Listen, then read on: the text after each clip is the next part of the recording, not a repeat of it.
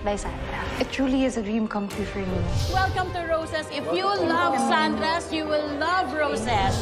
Nang nilabas ni Dante ang baril niya ay mas lalong nagalit si Renz kay Matt, lalo na nang maalala niya ang pambubugbog sa kanya na nagpaputok pa si Matt ng baril.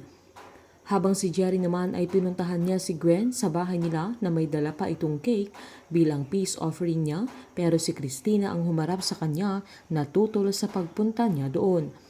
Nagpaliwanag ang binata na gusto niyang makausap ang dalaga dahil gusto niyang magpaliwanag na hindi niya ginustong magsinungaling siya, na hindi niya pinagtapat ang tungkol kay Rose at Renz dahil ayaw niyang siya ang dahilan na magkagulo ang buhay nila. Pinagbintangan ni Christina na kasali silang lahat sa mga plano upang maperahan ang pamilya nila na pare-pareha silang mukhang pera kagaya ni Rose. Pinagtanggol ni Jerry si Rose at sinabing mahal na mahal niya si Sandra na wala ng nanay na hindi nagmamahal sa isang anak. Sakto namang lumabas si Gwen na sinabihan ng mami niya si Jerry na layuan na niya ang dalaga dahil mahal niya ang anak niya, na dapat ay maintindihan niya dahil protektahan lang niya ang anak niya mula sa mga taong katulad niya. Nanindigan si Jerry na hindi sila ganoon na giniit nitong mahal na mahal niya si Gwen, pero tumalikod na si Christina kaya nakita niya si Gwen na nakikinig sa kanila.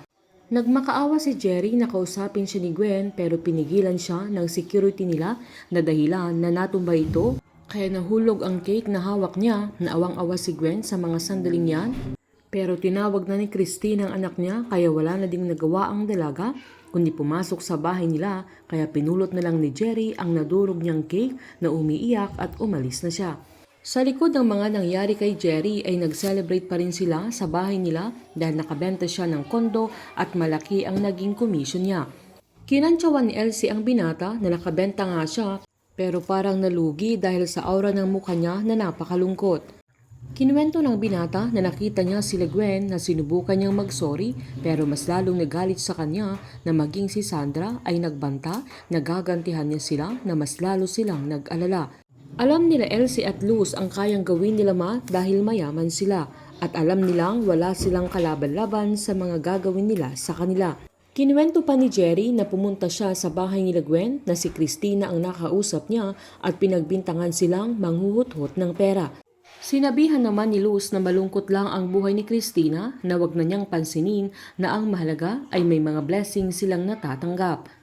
Habang si Renz naman ay magsisimula na niyang pagbantaan ang buhay ni Matt na mas ikakalala ng problema nila, na mas lumakas ang loob niya dahil binigyan siya ng baril ni Dante. Gagawin ni Rose ang lahat upang iwasan na si Renz, pero mas kukulitin siya ng binata na dahilan na malalaman nilang si Rose pa rin talaga ang mahal niya. Habang sa lahat ng nangyari ay hindi pa rin mawala ang selos ni Christina kay Rose, na pagbibintangan niya nitong malandi pa si Rose. Na kahit anong gawin niya ay hindi niya matutumbasan ang pagmamahal ni Matt kay Rose at kailanman ay hindi na ito magbabago.